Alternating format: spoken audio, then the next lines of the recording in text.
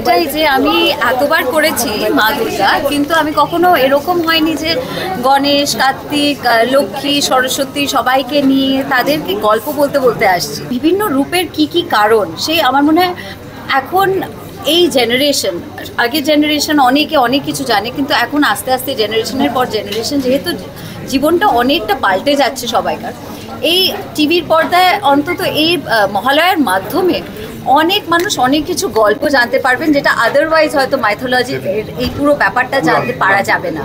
তো তাই জন্য ডেফিনেটলি আমার মনে হয় সেটা ভীষণই ইম্পর্টেন্ট, যে কারণে হয়তো ছোটো বয়স থেকে আমার বাবাও সবসময় আমাকে শোনাতেন যে মানে ওই দিনটা সেই ভোরবেলা একবার রেডিও তো চালানোই হতো, তখন তো রেডিও যুগ, এবং রেডিও চালানো হতো, এবং বাবা পুরো ডাইনোসরের রেডিও চালানো হতো, এবং তার পরবর্তীকালে বীরেন্দ্র কৃষ্ণ ভদ্রের একদম ভোর থেকে উঠে আমরা আগের দিন থেকে রেডিও সেট করে তারপরে করছি।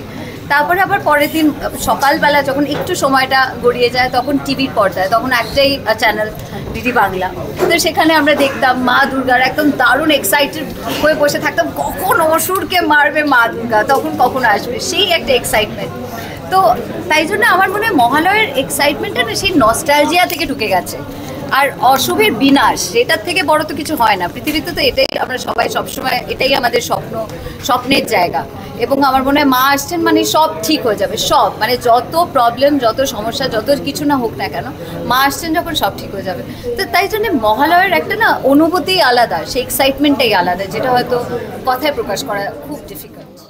আমি অ্যাকচুয়ালি না মানে কোয়েলদিকে কোনোদিন স্ট্রিক্টভাবে দেখিনি, মানে আমি কোয়েলদিকে অ্যাকচুয়ালি আমাকে সবসময় আমার শুরু থেকেই এত পজিটিভ আমার ব্যাপারে অলওয়েজ, অ্যান্ড আমাকে সবসময় খুব সাপোর্ট করেছে বা মোটিভেট করেছে, আমার যে কোনো ভালো কাজে প্রশংসা করেছে, আমাকে জানিয়েছে পার্সোনালি। সো আই থিঙ্ক আমি অলওয়েজ বড় দিদির মতন আর কি কোয়েলদিকে দেখেছি। সো ইটস নাথিং লাইক আমি আমার টিচারের সামনে পারফর্ম করছি। কোয়েলদি আমাকে অ্যাজ মানে আমি যাকে ধরো আমার টলি কুইন বলি আমরা, তো এমনি তো বলি না, কুইন হতে গেলে সেটাকে ধরে রাখতে হয় এত বছর ধরে। সো তাকে দেখে বড় হওয়া, তার ছবি দেখে, তার কাজ দেখে, আর তার সাথে স্ক্রিন শেয়ার করছি, এটা আমার কাছে একটা বড় পাওনা। কিন্তু আমার যেটা মনে হয় কোয়েলদির কথার সাথে আমি অ্যাড করতে চাই যে এরকম যে কোনো মানে চরিত্র করার জন্য আমরা যে এত নারী শক্তির কথা বলি না, তো সেটা একটা আলাদা জায়গা আমাদেরকে নাড়িয়ে দেয়।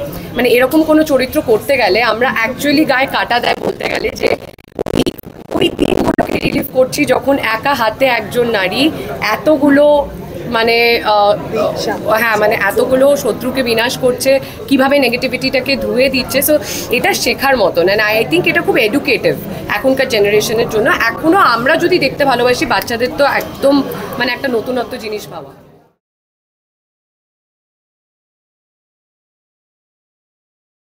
ভাগ্য বলো শিবের তাণ্ডবটা আমি একাই দেখেছি, ডিরেক্টর দেখেছি এবং ক্রু দেখেছে, কৌশানী দেখেনি, কেন ওই নাচ যদি দেখতো নিজের নাচ ভুলে যেত। প্রশ্ন হচ্ছে শিবের আমাকে কেমন লেগেছে, আমার শিবকে সবসময় তোমাকে কেমন লেগেছে এখন এটা বলাটা সম্ভব না বা জানাটা সম্ভব না। আমার মহাদেবকে সবসময় ভালো লাগে। আমার সত্যি মনে হয় আপাতত টেলিভিশনে যারা আছে শিব আই থিঙ্ক ওই বেস্ট করতে পারতো।